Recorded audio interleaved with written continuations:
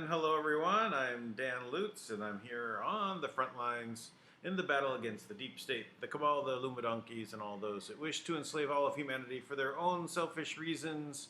Welcome back once again. And it's been a bit of a slow news day with the impeachment kind of on quiet, right? So, which is probably a good news. The candidates all rushing to Iowa to see what they can do to come in. Interesting to see. I'm still rooting for Tulsi. They do an upset there. As otherwise, their candidates are a mess, except for Bernie. I mean, politically, I could not disagree more with Bernie, but the his enthusiasts, the ones that Bernie Bros are really out in force. I heard that he knocked their people knocked on 500,000 doors in Iowa, so that's pretty good ground game. And so it's like who if Warren was to like everyone just walk away from her, I mean, how could we have a liar in chief? Which chief would it be? Pocahontas chief or anyway? It's a little funny to see where they may go. Right, they run all over to Bernie. I'll put that way ahead of Biden then. Boot edge. Where will his 10% go? Amy Klobuchar, where will her 10% go?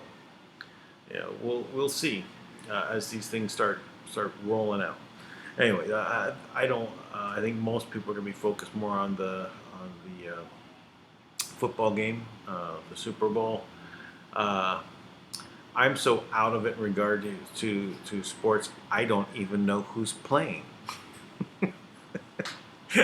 Oh, I'm bad. I'm sure that my brothers, who are very avid at watching that, would go. There you go. Anyway, I played football. I played baseball. I played because I enjoyed doing the sports, being in the game. I'm not really a spectator. I guess that's what it comes down to. And Yeah, me either, Dan. Hey. Hey, Dank, how's it going? Hey, man, what's going on? Good evening, Good. everybody. I'm glad you made it. That was like a coin toss. Oh man, I'll tell you, everybody wants to meet with me late, and then just been grinding away this week. Grinding away. It's been quite the week. Yeah. So, Well, you're really a classy guy, I'll tell you, because you always send a really beautiful woman on in your place. Well, most of hey, man, look, I know how to keep my friends happy. Yeah. So, Yeah. they're both Lisa and Michelle very welcome to be here at any time. So, it's wonderful. Yeah. But so what's going on? What were you up to? What was the meeting you were all tied up into? Well, I'm really focused on what's happening, really, with this whole process, right? So you have the lawful process taking place, or the illegal process actually taking place here in New York, particularly, but everywhere. It's a combination of, you have mandated vaccines, right?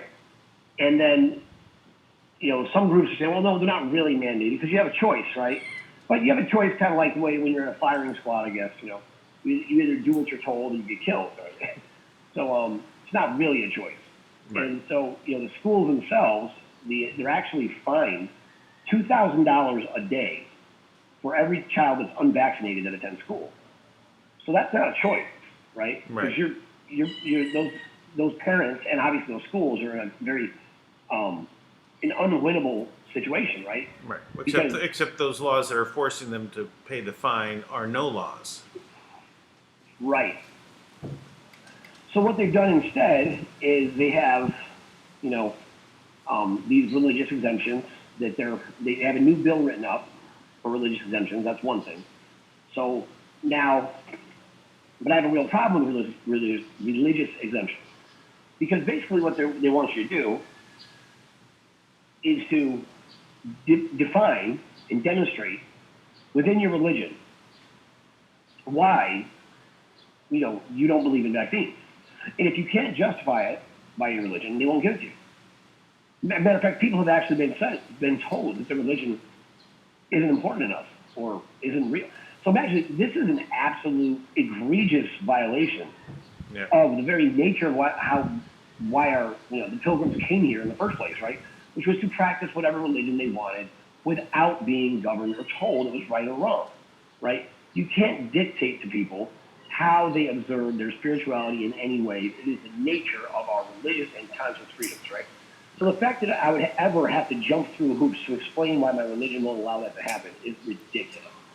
And I find that to be insulting personally, And so, but now you've got all these parents, right, who are just desperate to be able to get their kids back to school. They feel like they're failing as parents because they're not letting them to school. They feel like they're failing as parents because they feel like then they're scared on top of that because you have all types of kids that are vaccine damaged, the parents. A lot of these parents they have one child that's already been damaged by vaccines, right? And then they're trying to, prevent their second child from this happening to them.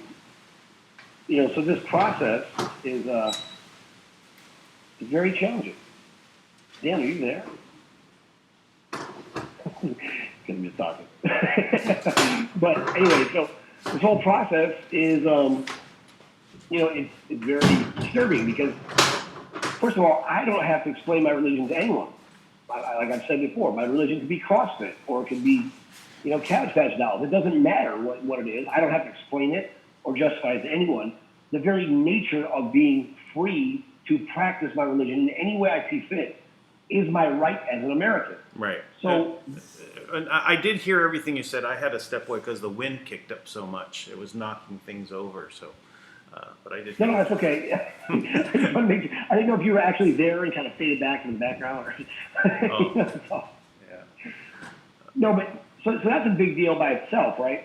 So I realized all these lawyers, they're all front teams, right? That's what they're doing. They don't know any other way to argue. Now, I spoke to one of the lawyers from the ICANN team, right, which is the Del Bigtree team, right? Everybody, Del Bigtree's the god in the vaccine world, right? Mm-hmm. And so, but in this, they're gathering data. What she told me was they're trying by the end of 2020 to finally get all the children's information who aren't vaccinated. But the CDC said during 2020, the state health departments have to remove all exemptions. Now you're talking about jurisdiction. The CDC doesn't have jurisdiction over the state health departments. Right. That's the first thing. And the CDC is run and managed by the WHO, right? The World Health Organization. So basically you have the United Nations imposing themselves as the jurisdiction or the authority in this country on vaccines. And no one is even thinking or realizing what that means. Because what that means is you don't have the rights afforded to you by the American Constitution. Yeah. And by allowing yourself to be governed by them, you are giving credence to an authority which has none. Right. That is scary when you think about it. Yep. So, well, I think that the whole idea of relying on religious exemption is also just a bad road to go down. Not just that it's that they're doing it badly, right? And that they're making fun of different religious beliefs or whatever your belief is. They're making fun of it or whatever. But it's not. It's more that they're injecting poison into you. that they're trying to give you. They're trying to make you sick. This is really where it is. So it's also a bit of a problem because now.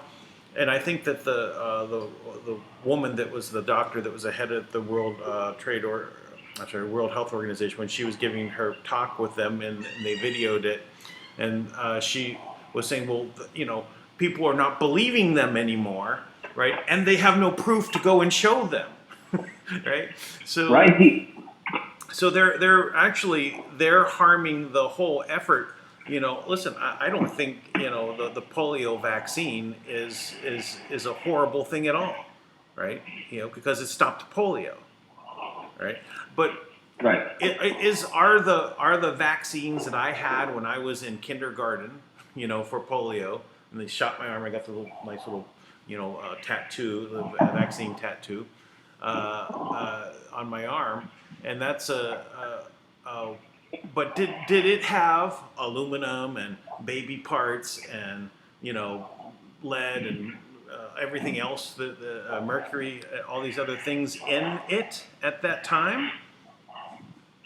Why Absolutely not. Why are all these things added in, right? And they call them adjutants to agitate your immune system. Well, adjuvant. That's right. Trying to shock your immune system. Yeah. So and that is so let's also just call it this: attack your immune system. Exactly, right. And then on top of that, they justify giving the elderly population, a double dosage, right, the highest possible dosage of the vaccine, because they really have to shock their immune system. It's like, well, I'd love to see the stats on that. How does that work out? Because I'll bet you have some pretty high death rates. Yeah. Because you could justify it, right? Right.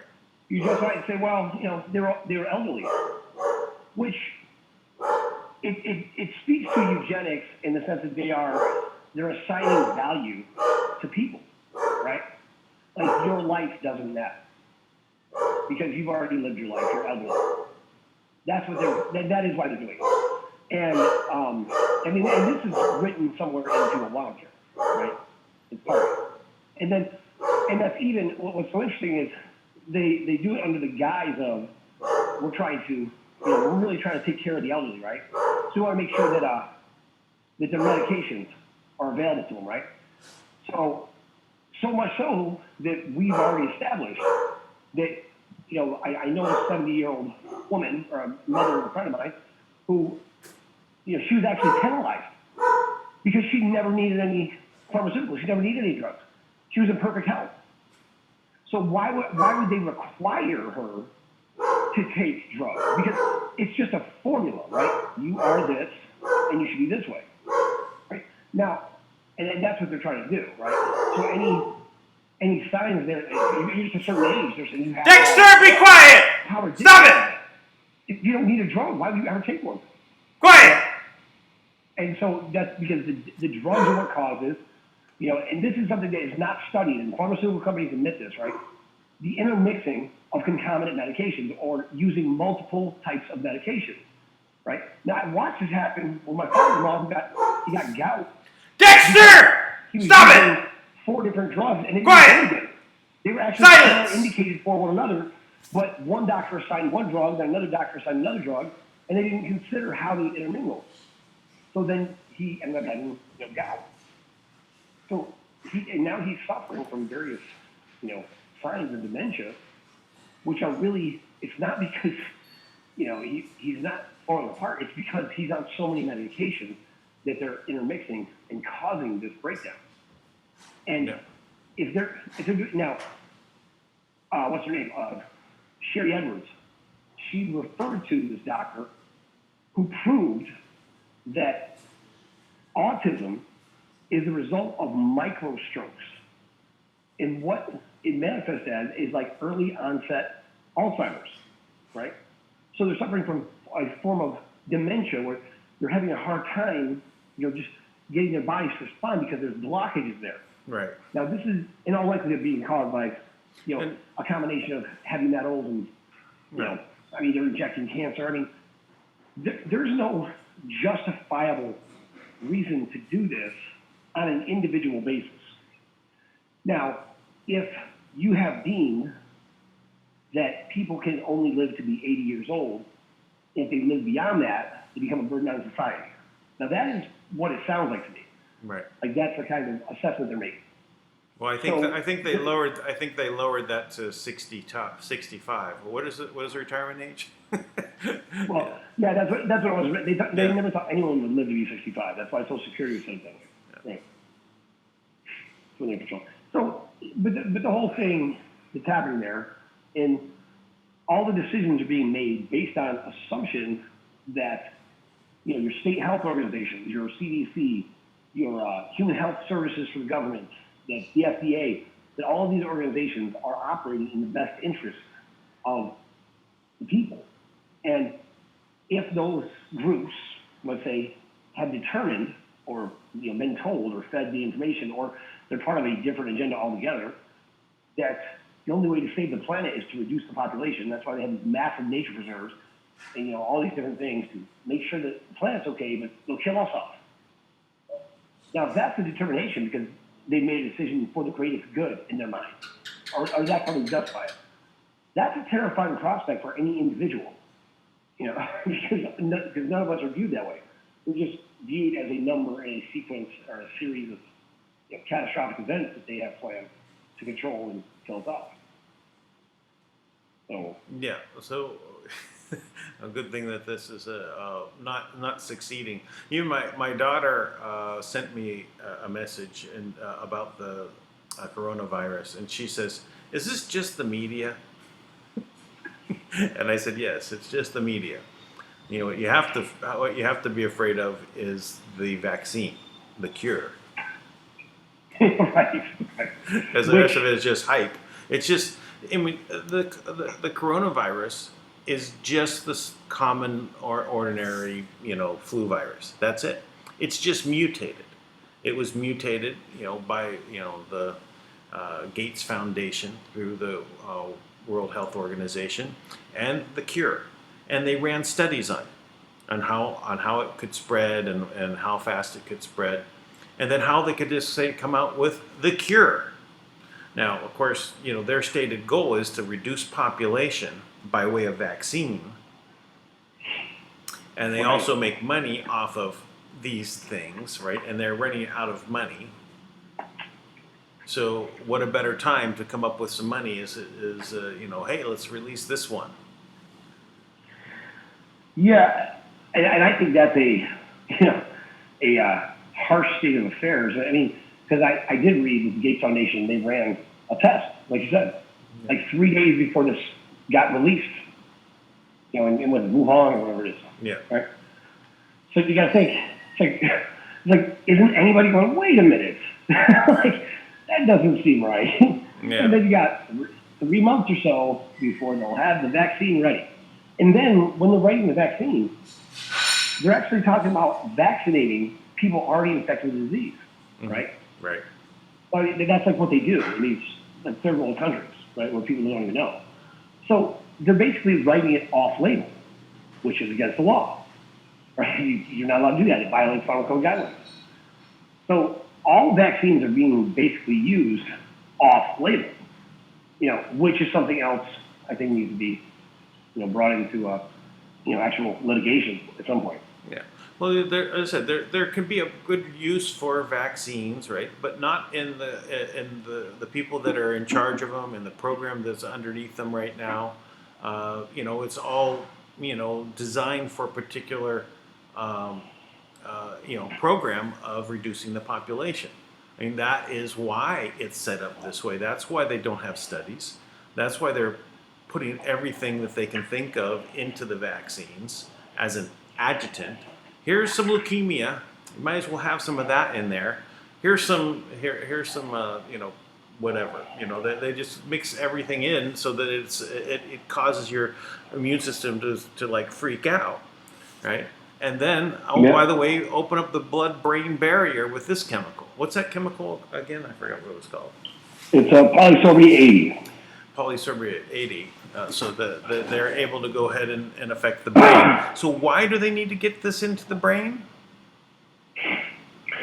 Exactly. Like, why do I need a greater passageway for aluminum to get into my brain? What is the medical benefit for this in any way? How does that help at all? Yeah, I mean, if it's in your blood system, right, and that's where the viruses are attacking, it's not in your brain. So why do you need to get this into your brain? Yeah. Yeah. Good question. Yeah. And here's something somebody sent me tonight. It says Merck. Now Merck creates the MMR. Removed section 13, non-clinical toxicology, from the this is the Pneumovax 23 package insert. Now I'm not sure what that is, but I was thinking it was MMR, but it must be something different. It must be an anti-pneumonia vaccine. Yes, that is what it is. Okay. And they removed that, and what 13.1 states, it has not been tested on carcinogenic, mutagenic potential, or the potential to impair fertility, right? So in the actual package insert, it goes from section 12, then it goes directly to section 14, right? So now here's the question. Doesn't that speak to intent? Yes, it does. Like, that's the intent to violate people's informed consent. You're not even allowing the doctors to have informed consent. How could you even put the drug out with that? Yeah. That's a clear violation of pharmaceutical guidelines, let alone just logic. But, come on. Yeah. Well, it's amazing that it's gone this far, right? And the way, and people that are now at least waking up to it, and we're able to stop it. But that's the whole point. How it's going to damage real use of real vaccines that are not meant to eliminate the population. It's meant to actually help. And actually, my friend in England just told me that they're eliminating the use of antibiotics in England. Really? Because it's basically they don't want to impact their immune system in a negative way, because your immune system doesn't get strong if you keep using antibiotics, which they keep having to invent new ones because the bugs figure out how to get around them. The bacteria. Well, right, and it does a lot of other things too. Actually, the inventors of antibiotics, they actually told people, whatever you do, never take antibiotics. Because once you take it, it's deadly. And it actually, Robert Braun was telling us how you can look at skeletons from, 1,000 years ago and they have perfect teeth. Mm-hmm. Matter of fact, everybody had perfect teeth. Teeth were straight. There wasn't all the issues with, all these things with teeth until the introduction of antibacterial, or the antibiotics, rather. That's interesting. And that really upsets me because, my teeth are not perfect. But I'm just like, come on, Well, I think that's a little bit of oversimplification, but yeah, I think that there was. I'm sure it is, but but I like Robert Vaughn's take on things because it's very practical of what's taking place in the body, right? Because essentially there's bacteria in the body that's good, right? That's why a lot of naturopaths will say after you take antibiotics, make sure you load up on probiotics, right? Right. And now they're even talking about prebiotics because people's gut health is so bad, right? That's the reason why we're gaining weight so easily. That you really need, prebiotics that are, and I don't exactly know how they define these differently, but I know, like chicory is one of them, and the whole chain of B vitamins and stuff like that. So, there's obviously a known concern about the effects of pharmaceuticals, which we give so freely to our kids, right? Right. And I remember being in the emergency room when my son had an ear infection. He was little, and I knew enough to know that antibiotics would not treat an ear infection, right? Mm-hmm. And or would not treat the virus that was causing it, right? And so I asked the doctor, and so the doctor was ready to prescribe it, antibiotic, and I said, "Well, will that help in any way?" And she said, "Well, no." And she told me, "No, it won't help." But usually parents want something to remedy things. So I'm like, so basically you're just prescribing something that will have no positive impact on my child whatsoever, so that I don't say that this trip here to the doctor wasn't, so you don't get a complaint, basically, Yeah. Wow. That backfired on her because I definitely complained. Yeah. But, well, here's an antibiotic for a virus, which has no effect on antibiotic, no effects on viruses. Right? They're not alive. Viruses are not alive. Yeah. So I don't know. So all that. So that's basically what this says. So it's one part is just kind of looking at the actual biological warfare which is being waged on the American people or the world, really. The fact that this genocidal agenda continues to wage on, despite the fact that they've been cut off on every possible level. Well, let's switch topics and go around to Kim, since I haven't missed out on anything. If there's any news over the weekend.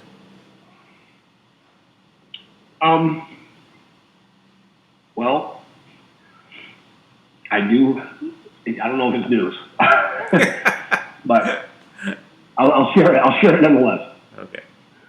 I asked him.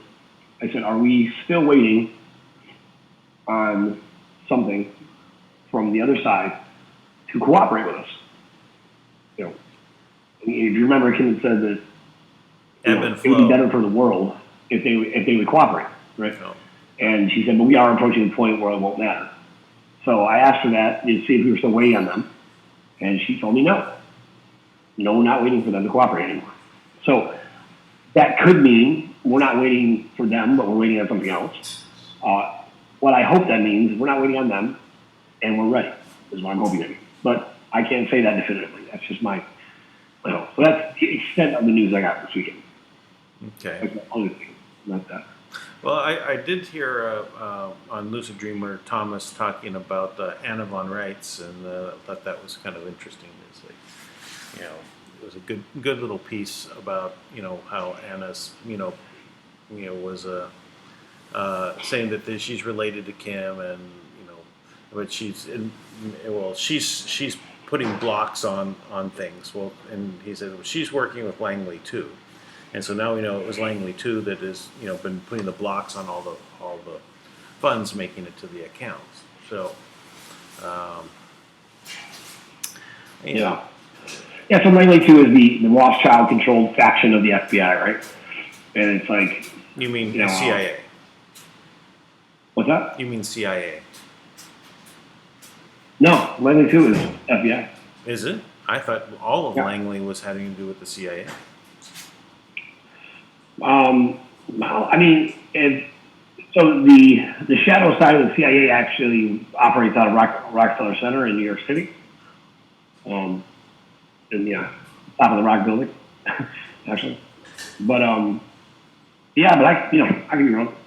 Okay, well, I know that the CIA is in Langley 1. I mean, Langley, but I just assumed that Langley 2 was also just another version of CIA, and Langley 3 and Langley 4, which I've heard of.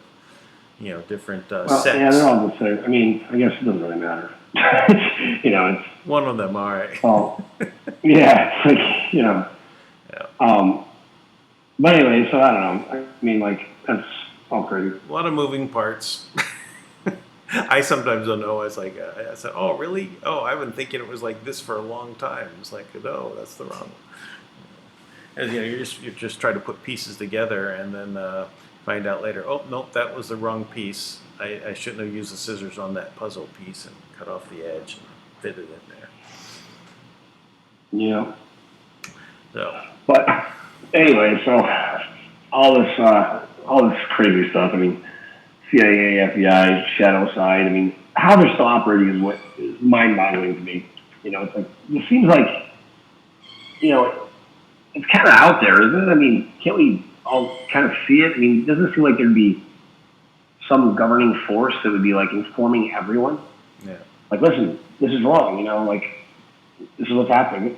But everybody's misinformed still. I mean, I have lots of contacts throughout various organizations, and they're almost all misinformed.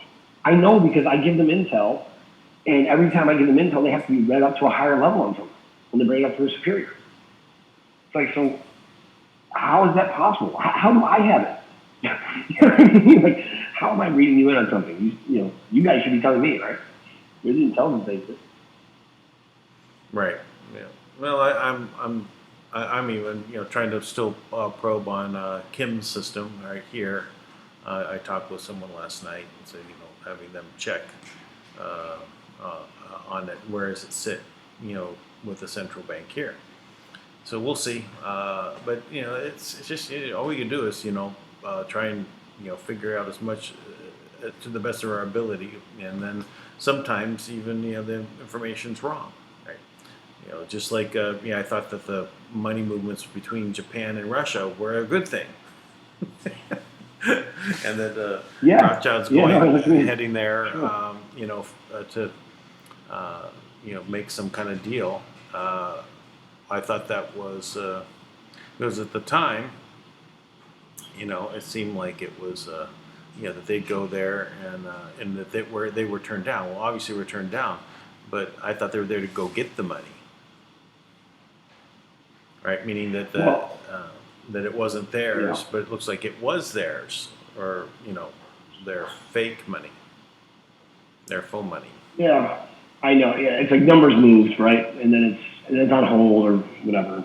I mean, never seems to quite go through. Yeah, or they use a cryptocurrency as an asset. If you're a believer in the money being brought in for another dimension, check this out. Have you seen this? I thought this was pretty amazing today. What do you think about that? Oh, that's a normal morning for me. Yeah, you can only see rainbows floating in the middle of the sky that are brighter than anything. Yeah, that's incredible. Yeah. Notice that the colors aren't even normal, right? It's not. Oh, maybe it is red, orange. It's like reverse, I think. No, maybe not. Red, orange, yellow. Oh, that's correct. It's like blue. Yeah, no, it's Roy G. Yeah, you're right. It is. I was looking at it backwards. Fascinating, though, right? I mean, look at it's fascinating. Yeah, you actually see the sun. You actually see the sun in it. Yeah, you have the sun right in the middle, transmitting a rainbow of. Yeah, it's a reflection of the sun. Thick energy. I mean, look how It's not like any portal I've ever, and not like any rainbow I've ever seen. Well, maybe it's actually hitting something that's there. That cloud is pretty. It looks like it's light, right, and barely there, but it looks like it's surrounding something. Yeah, I think it's magic. I think something like that. Yeah, So I think there's a spaceship parked there, and those are the taillights. Wait, what'd you call it? What'd you say? I said there's a spaceship parked there, hovering in the sky, and then those are the taillights.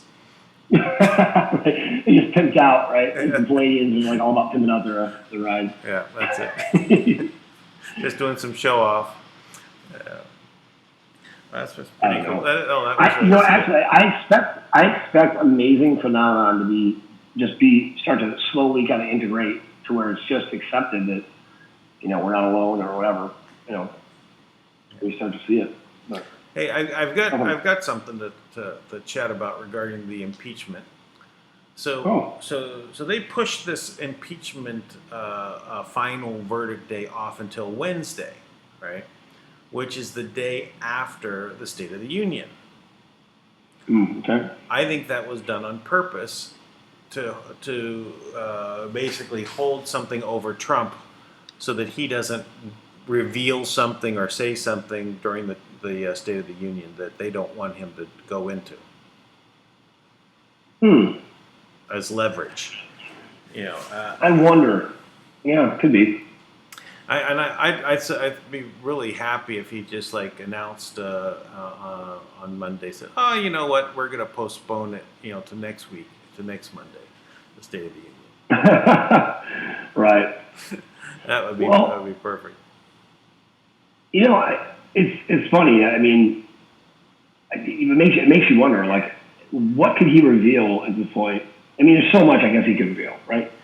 He was going to just start outing people or something. Well, right? I think it's outing everyone that was on the Ukraine gravy train.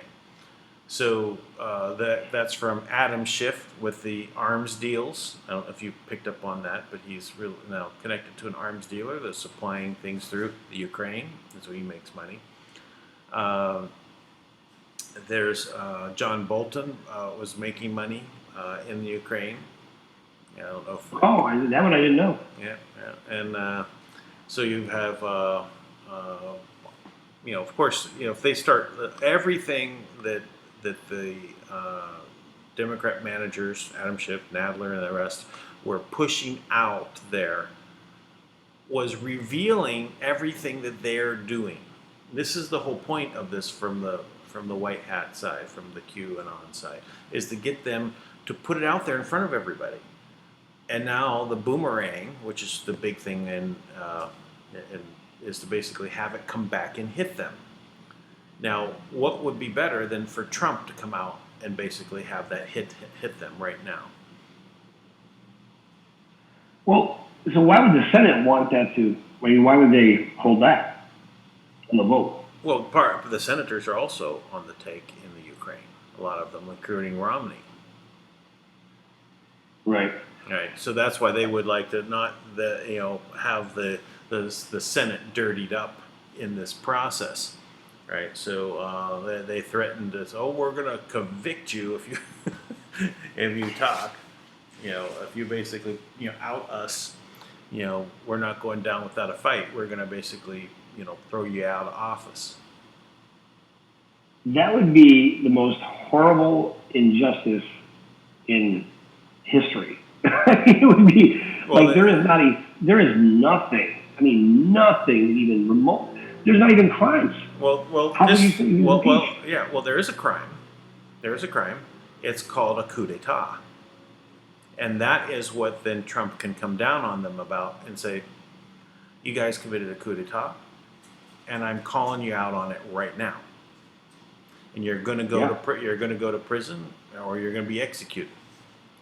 And that would be, okay, take this senator away, these House members, take them away, all of them involved in this, and here's the list. Right? And the military is right there and picks them all up, marches them off to the stockade.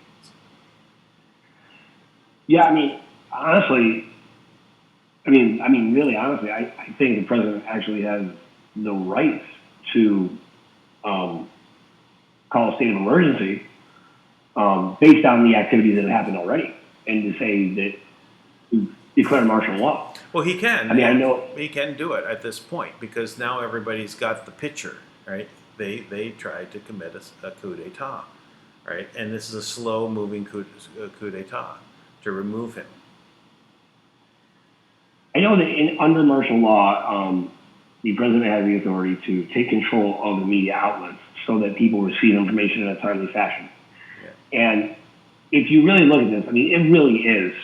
They're releasing biological weapons on the American people. They are planning further outbreaks, and the government officials here are definitely involved, right? And the media, everything you're talking about. And the media has been shown to be the mouthpiece for this coup, right? It's completely controlled. They've got their 4 a.m. talking points. Who's giving the orders? Trace it back. Right. Who took the $7.2 billion out of Ukraine? Where is that? Right. And what's amazing is how people really don't see what's actually happening. To me, anyways, I guess the casual observer. But if people were like the casual Trump hater, because people just will casually hate President Trump, right? Because we have kind of a standard, people hate politicians and they kind of expect very little from them. And for the most part, most people think it doesn't really affect their life, so they don't care. They're indifferent about it. So they choose one. I hate him, because he said something, that was inappropriate about women, and that's what they hold him accountable. Not all the amazing things he's done as a president, right? But what's fascinating though is right now, it's well, if you knew, if everybody knew right now that the United Nations is a corrupt, a global criminal syndicate that is not controlled by countries, that is controlled by individuals who have held the world hostage with various technologies and money for hundreds of years at least, let's say. Say the past 100 years in the United Nations, but it's the same group, right? And in this, they have determined that they need to reduce the population, and we're the population they're going to reduce, right?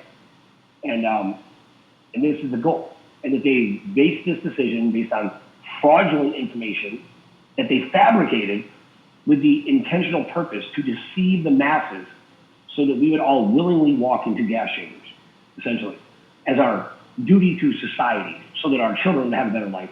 We're more than willing to offer ourselves up as sacrifices, basically. And they've done this by lying to us about everything. If people really understood that, right? No, it's not a side effect. That's really the plan. Not gas chambers, but death in some form or fashion. Would people be? Would they realize? Oh my gosh! Because you have to have mass re-education, right? Of real information. Here are the studies. And even though the information is public, people completely ignore it. That's a condition. That's conditioning. Yep. No, it's well, we can see that we've moved past a lot of this already because the people have already turned away from the media, the mainstream media. The numbers are continuing to plummet. People are aware of what's going on, and this is really the time. And I was also just thinking about this last night. Is the peace treaty? It had a certain amount of time, and don't we have only 3 more months? For that. So I would say everything has to be kind of wrapped up in the next 3 months. I would actually say that you probably have 3 months or less to really implement changes on an accelerated level, where to shift the public opinion, which essentially changes the collective consciousness of manifestation, right? Mm-hmm. So to shift that, it's you really have to go now, real finances have to come in, people with real plans, real ideas, real innovations, real genuine consideration and good intentions towards humanity have to be put in positions where they're empowered to create, to invent, to do real research, to have a real voice, right? And this whole game, this whole charade, it's really just got to come tumbling down. Like we have to actually press charges against the media. The what is it, 100,000 indictments, whatever it is they're talking about. 144,000. Is there something to that? I hope there is. Please, somebody go arrest somebody. In the media. My God, it is a tragedy. I mean, the debacle, which is the mainstream media, it's absurd. I mean, I love Waters, right? I never remember his first name, but Jesse. Jesse. Yeah, Jesse Waters. He does such a great job of talking about really serious things in a very kind of almost comical way. Yeah. And he does it in such a compelling fashion. I'm just like, man, that guy is great. And he just tells a story like, okay, like we're all looking at your ridiculous, fiasco that you got going on. I mean, it's in Hannity too. I mean, he keeps going after these guys like, it's like no one else has logic that we can't see this, or no one else cares, or no one else, and maybe people just aren't exposed to it. But that whole system has to change. There has to be something that allows people to get fair and balanced messaging. Has to. Yeah. Well, you brought up Jesse, I'm thinking like on the 5, you have Juan Williams there, and when he talks, I said, does this guy actually believe what he's saying, or he knows that he's lying? That's what I really. I think he knows he's lying, and I think that's his role there, though, right? He knows that's his role there. He knows he's a shill. Okay, he's just gonna shill for them no matter what. He's always going to take that side of the mainstream media. I just don't see how. I mean, there are facts, right? There are just facts. Okay, now, at some point, he seems to be immune to them. What are the facts? I'm going to make my decision based on the facts, right? Or I just don't like that guy, so I don't care what the facts are. I want him out. Well, it's which is where that guy goes. Well, like Dan Bongino, he says, the Democrats have vibranium skulls, right? So nothing can make it through. No facts matter. That's great. Yeah, I don't know. I'm not for or against any party. I could care less. No, I don't think we should have parties anymore. That's the thing. Is get rid of them. And really just talk about what the issues really are. I know. I mean, that's another thing too. Is even when because we're really we're into this stuff, right? Like we're really following it, and I'm always cognizant of the kind of the backstory of like, okay, this is the agenda, right? But I'm also always thinking like, what's really going on? Because I feel like in the mainstream, it's all a distraction. Right. So what's the real story happening behind the scenes? Right? Like what's really there? Well, we know that they're doing the impeachment to hide their own corruption, right? They need to point at Trump and say he needs to go when it's really they're the ones that need to go. Well, and that's pretty blatant and pretty obvious. But I mean, like you have to believe that like Pelosi and Schiff. I mean, they're just sacrifices they're putting up there, like knowing they're going to go down. But they're not high up in any kind of decision-making process, like really. And it's like, things like Kobe Bryant, right? The day that the Senate is either done, I guess the day of, that they decided, they voted down adding witnesses, or the day before. And Kobe Bryant goes down, it's like, so there's all this talk, it's like, Kobe Bryant was 41, and then his daughter was 13, and the numerology, it's 45. So it's this satanic ritual / Well, by the way, it was depicted 27 years ago in the Simpsons cartoon. And they predicted. Oh yeah, no. Kobe Bryant and his daughter are going down in a helicopter at the same time that this Osiris virus is released from China. Oh my gosh! Really? That's in the Simpsons. Yeah, definitely. You want to see it? Yeah, please. You got it queued up. That's amazing. Yeah, well, I mean, it's a moment away. I have it sitting here. Okay, 1 second. This stuff is so incredible the way they plant stuff in there. Like the same group that mutated the virus, right? It's got the logo in the Resident Evil video game. Yeah. Amazing. Okay, let me share screen first so you can see it. Now let me share it with the YouTube audience. 1 second. So display capture. There we go. Okay, can you see it? Yep.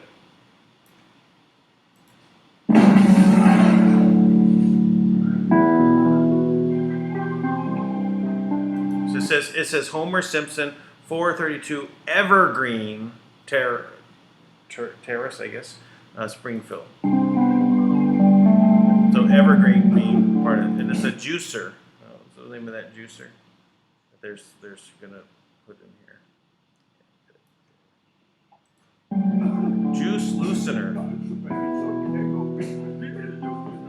So now watch, they're gonna cough into the box with the virus.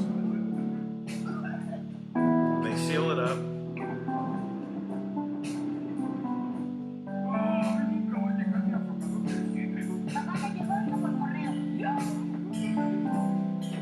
Now Homer's got the disease.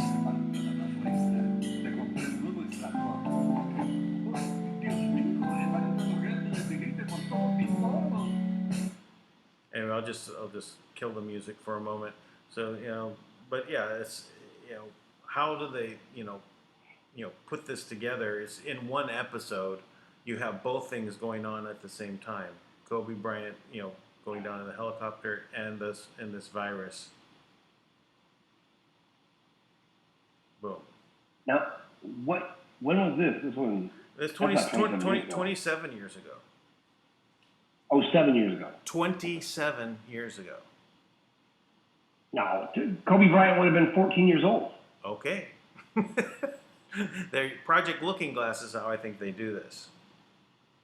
No, but I'm saying the episode no one would have known who Kobe Bryant was when he was 14. You're still in high school. Well, are they saying, if you look at how this show, let's see if I can catch it. So it says Kobe on his. Does say Kobe, yeah. Number 8. Is that his number? Yeah, I think so. Okay. Or one of the numbers. But what is this arm that's knocking him out? I wonder because it was. I don't know what to do because I was thinking like if it's from China, there's a Kobe beef. Maybe that's why they anticipated, and they were just slipping it in there. Huh. Yeah. I mean, he just watching TV. That's Homer Simpson's art, watching TV. Maybe we can find another version of it. I didn't do any major hunts for it, but this was in the group.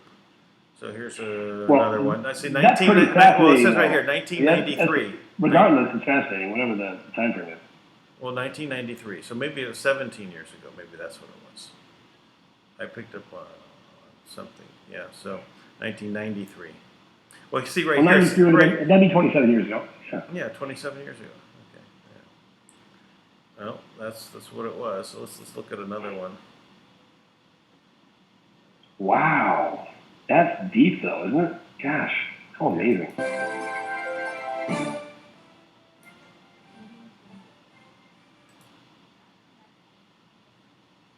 Channel.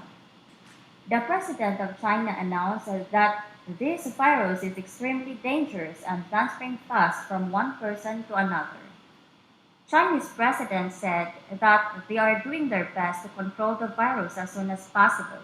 If you are just new here on my channel, press the subscribe button now and hit the notification bell so that you will be notified on my next upload.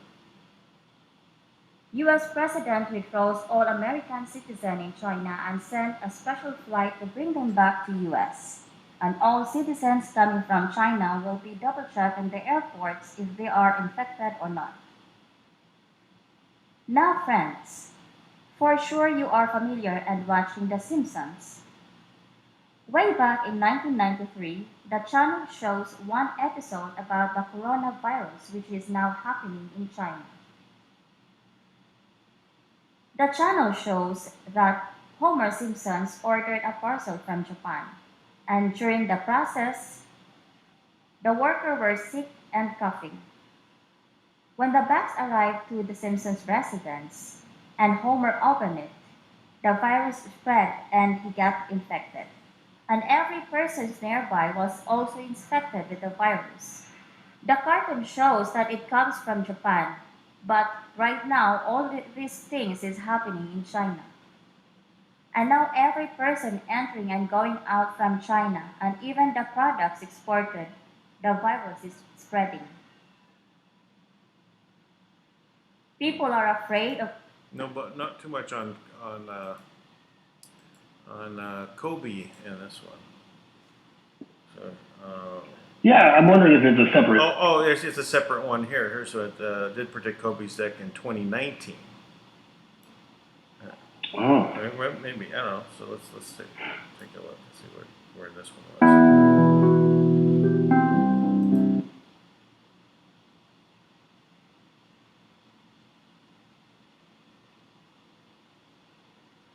No, same thing.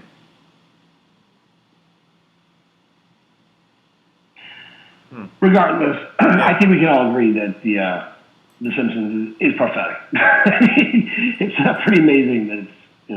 Yeah, and that's why I think that they use Project Looking Glass or something along those lines, because it's just too many things like this. I mean, to see Trump going down the escalator to become president, but they also showed Maggie becoming president as well, which they assumed was Hillary. Yeah, And it's interesting.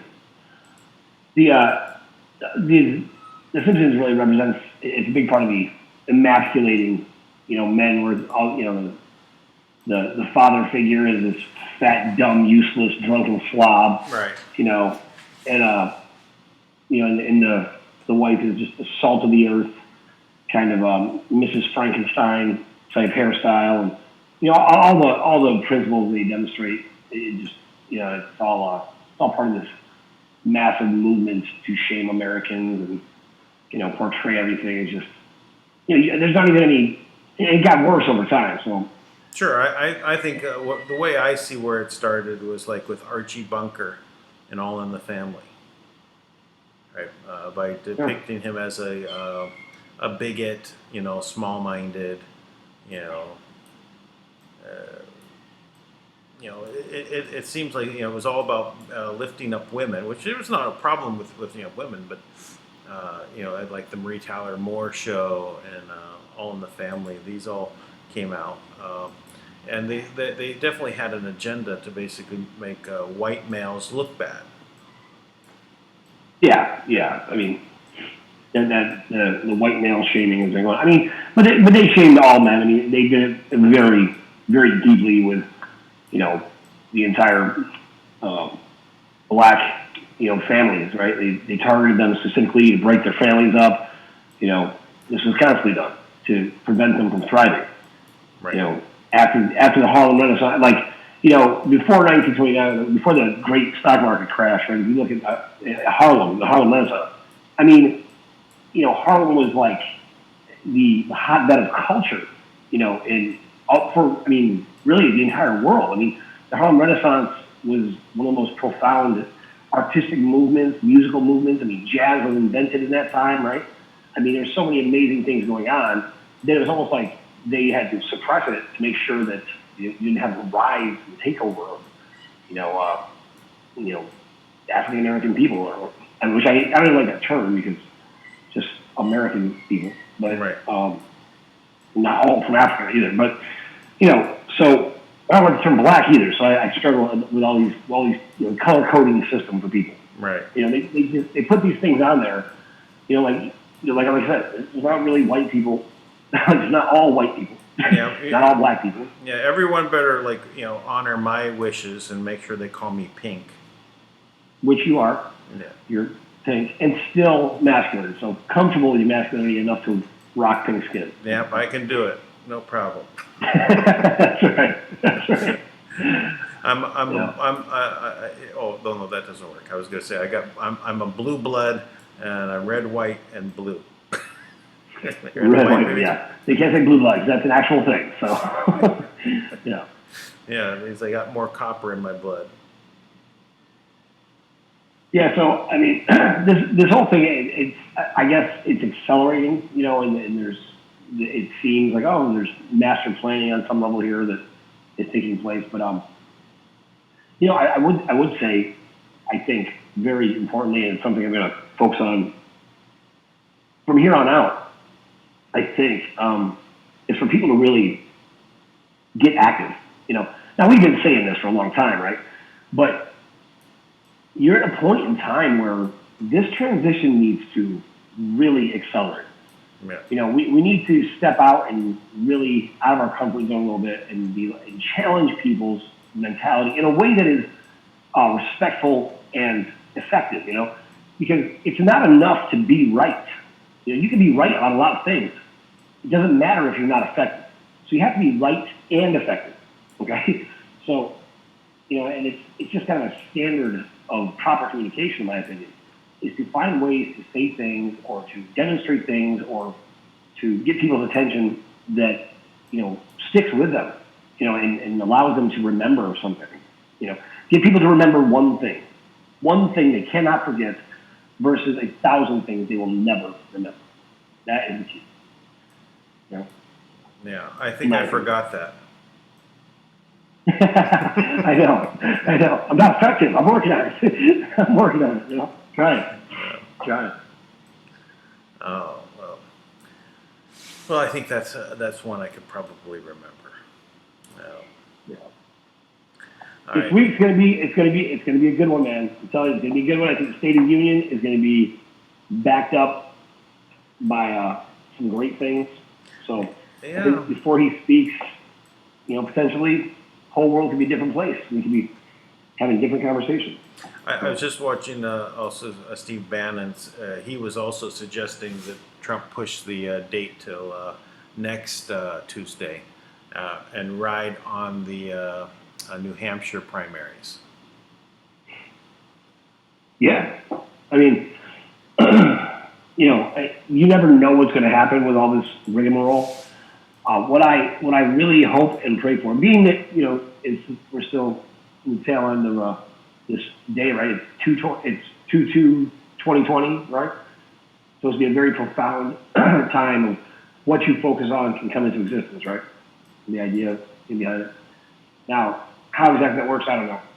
But what I do believe is that I'm very focused on actually taking this next step in the next few hours in authority, you know, in a lawful manner, which is in the best interest of all humanity, for the greatest good of everyone, that we can all move forward in a way that is positive. You know, and positive as far as, you know, we've hit rock bottom and let's grow up from here. So I'm focused that starts right now. It has to. At some point, everything's got to change, you know? Yeah, and we're here. It looks like there's no, you know, better, you know, starting off point is right here after the this whole thing with the impeachment, and it just, you know, the declassification is still there, right? That's what if Trump comes out on this State of the Union and then says, okay, now we've seen that there's a soft coup. I've now declassified everything. It's in Barr's hands, right? You know, he'll monitor the individual things, but we're exposing the soft coup. You've all seen it in front of everyone, right? And then the next day comes the Senate vote. You know. Well, it's amazing. I don't know if you saw this, but Chris Cuomo, right? Like Rudy Giuliani is, I think, being interviewed by Chris Cuomo, right? And Chris Cuomo is just belligerent and dumb. I mean, he's just not a smart guy, right? Right. And so he's looking, I mean, just belligerent and Rudy Giuliani. Rudy Giuliani is a beast. I mean, as far as a lawyer, he's a better lawyer than he is anything else, right? I mean, he's a monster.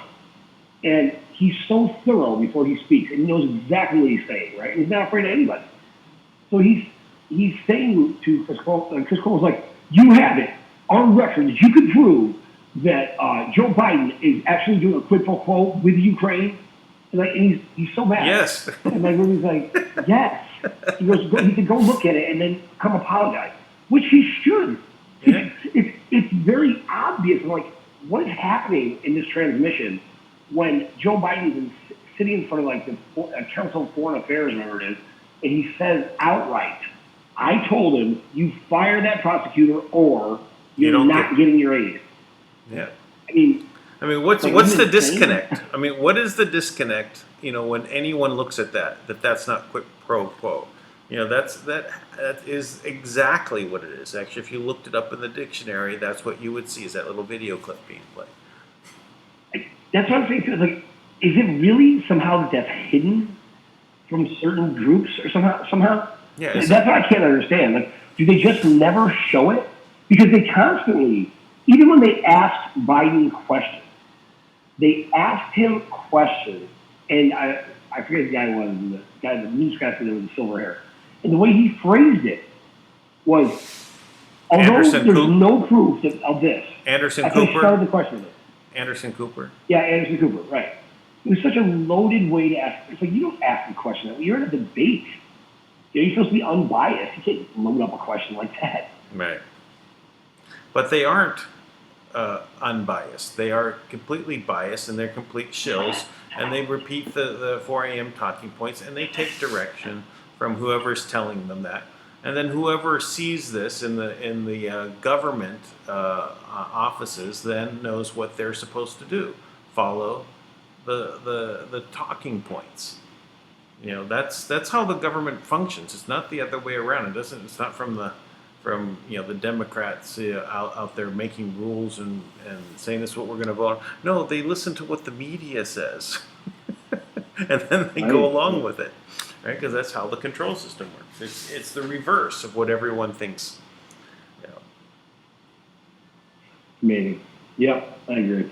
Yeah. Well, hey, you know what? We're changing that. So I'm thrilled about it. Let's go approach it with gusto and confidence, and actually demonstrate to the world what integrity looks like, and show them it's all possible. Awesome. Yes, let's do it. So. All right. So Appreciate you, man. As always, everybody have a great night. Hope to see you tomorrow. Peace out, New York. Okay. Bye, everybody. Be sure to pass out the videos, subscribe, thumbs up, thumbs up, thumbs up.